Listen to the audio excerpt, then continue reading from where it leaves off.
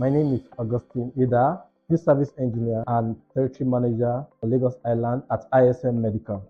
Today we are going to discuss the probe. Probe is an essential part of most medical laboratory equipment. It functions primarily for dispensing and aspiration of reagents and samples. Primary care for the probe is routine cleaning. When routine cleaning is not properly done, it can lead to carryover, which can impact the precision of your results. The probe functions also for liquid level detection and also for mixing in some equipment. For the purpose of our demonstration today, we'll be using the cobas C111.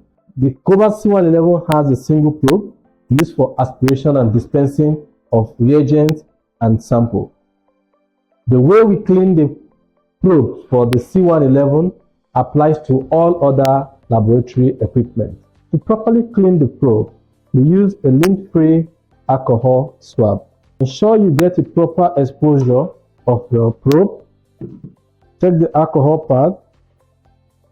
Clean in one direction, up, down, up, down, up, down. This is how to clean the probe. Return your cover.